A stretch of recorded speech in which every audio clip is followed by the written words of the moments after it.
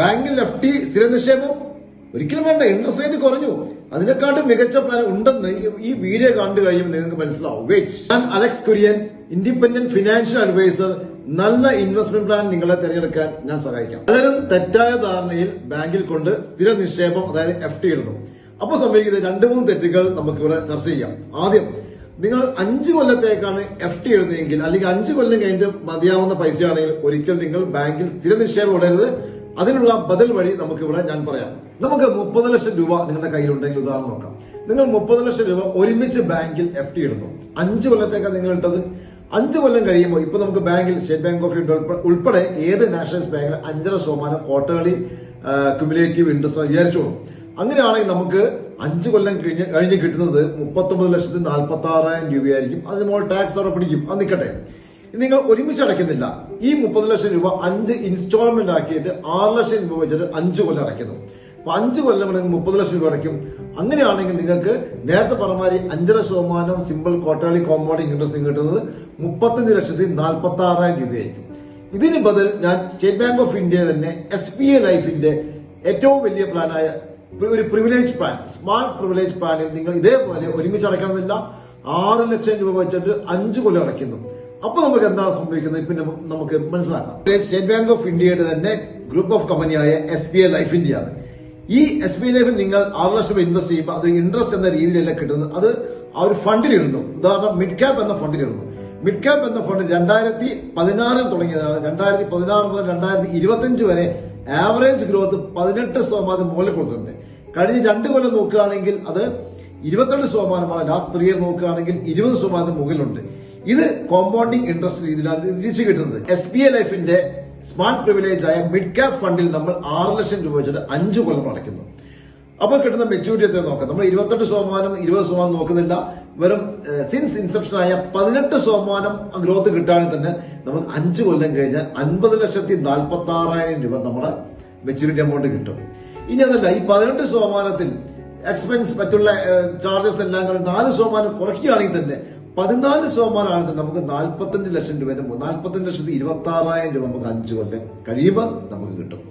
6 ലക്ഷം വെച്ച് 5 കൊല്ലം വെച്ച് ബാങ്കിൽ FD ഇടുന്നതും ഇതും തമ്മിൽ ഏകദേശം അല്ല 10 ലക്ഷം രൂപയുടെ വ്യത്യാസം നമുക്കുണ്ട്. 10 ലക്ഷം രൂപ എന്ന് പറഞ്ഞു കഴിഞ്ഞാൽ നമുക്ക് ഒരു ചെറിയൊരു വീട് വാങ്ങാം, കാർ വാങ്ങാം, പല പല കാര്യങ്ങൾ നമുക്ക് ചെയ്യാം. 10 ലക്ഷം രൂപ നിങ്ങൾക്ക് FD ഇടുമ്പോൾ നഷ്ടമാവുകയാണ് ചെയ്യുന്നത്. ഇനിയാണ് കളി എന്ന് പറയുമ്പോൾ ഈ 45 ലക്ഷം രൂപ എടുക്കുന്നില്ല. വേണമെങ്കിൽ എടുക്കാം, 5 കൊല്ലം കഴിഞ്ഞാൽ കുറച്ചെടുക്കാം, മുഴുവൻ എടുക്കാം, എന്തെടുക്കാം.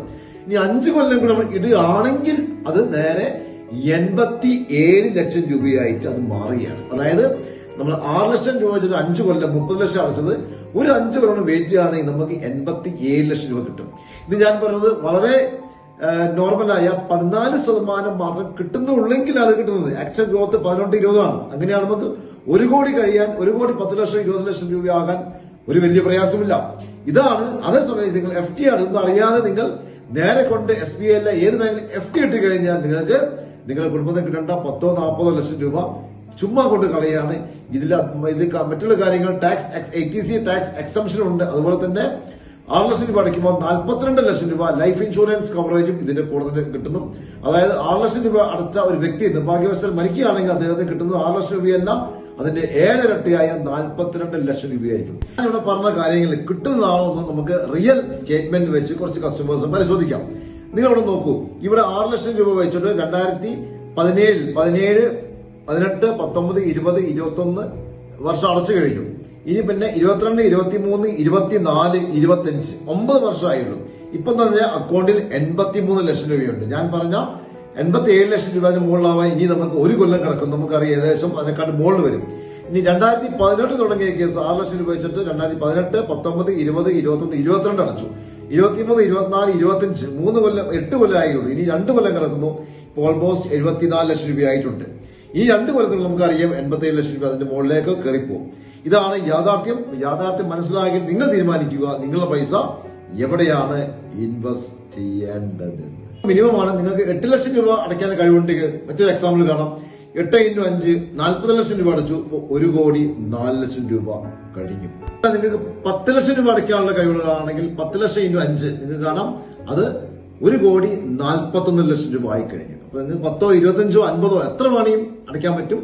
ഈ കാര്യങ്ങൾ നിങ്ങൾ അധികം കാര്യം അറിഞ്ഞിട്ട് കാണത്തില്ല, പറഞ്ഞു കാണത്തില്ല, പറഞ്ഞു തരാനുള്ള സമയം ബാങ്കുകാർക്ക് ഉണ്ടാവില്ല. അതുകൊണ്ട് തന്നെ നമുക്ക് ഇനിയുള്ള ഫണ്ടുകൾ 5 കൊല്ലം വെയിറ്റ് ചെയ്യാൻ പറ്റുന്ന ഫണ്ടുകൾ നിർബന്ധമായും SBI ലൈഫിന്റെ സ്മാർട്ട് പ്രിവിലേജ് എന്ന ഫണ്ടിൽ നമ്മൾ നിക്ഷേപിക്കേണ്ടതുണ്ട്. 6 ലക്ഷം രൂപ ഒരു കൊല്ലം മാറ്റിവെക്കാൻ കഴിയുന്നവർ മാത്രം എന്നെ ബന്ധപ്പെടുക. Thank you.